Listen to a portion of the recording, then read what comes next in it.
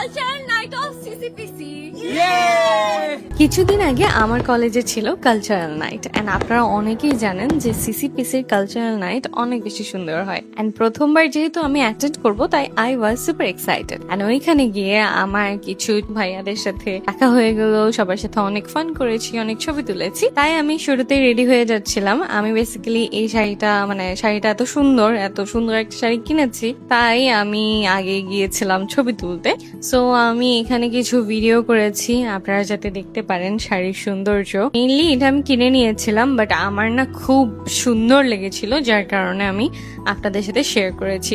খুবই এফোর্ডেবল প্রাইসে আপনারাও চাইলে নিয়ে নিতে পারেন। তো এরপর আমি চলে আসলাম আমার কলেজে অ্যান্ড আমার এত ক্রাউড দেখে না আমি এক্সপেক্ট করিনি এত ক্রাউড হবে।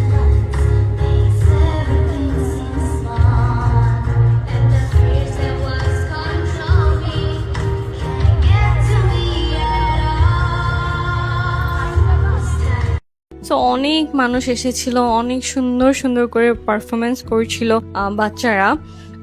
আমাদের এই কলেজের স্টুডেন্টরা আমার মনে হয় সবাই খুবই ট্যালেন্টেড।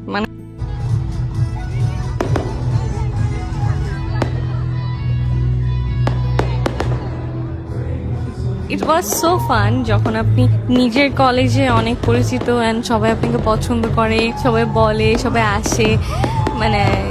এটা এটা খুবই সুন্দর একটা ফিলিংস, আমি যেটা ওয়ার্ডস দিয়ে বলতে পারবো না। আর সবচেয়ে সুন্দর মোমেন্ট ছিল এই মোমেন্টটা আমার না ক্যাপচার না করে থাকার মতো না। সবাই অনেক এনজয় করেছে, non stop I guess 15 minute ধরে এরকম ফুটছিল অ্যান্ড আমরা এনজয় করছিলাম। অ্যান্ড আমার কেন জানি না এটা খুব বেশি পছন্দ, তাই আমি পুরোটা ক্যাপচার করেছি।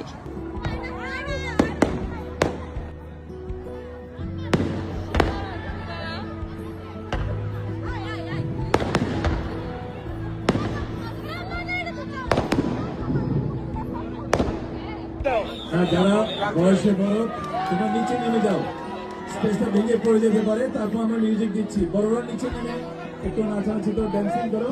উপরে শুধু বাচ্চাদের সাথে আমাদের প্রিন্সিপাল স্যার থাকবেন। আর এই যে আমার guide teacher Dilruba ma'am, she is best.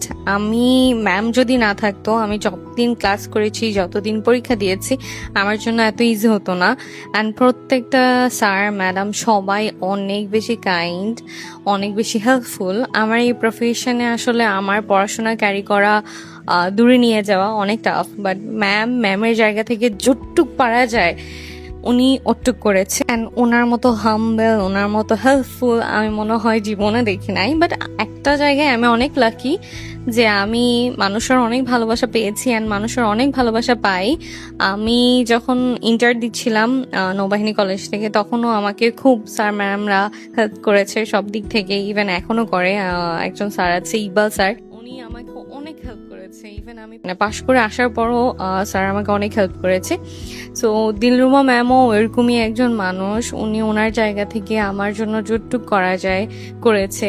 R sir ম্যাডামদের এই ঋণগুলো আমার মনে হয় কোনোভাবে কোনোদিন পরিশোধ করা যায় না, যাবেও না। অ্যান্ড এই কলেজে আমি যে বিবিএ করছি, আমি প্রফেশনাল বিবিএতে অ্যাডমিশন নিয়েছি আর কি।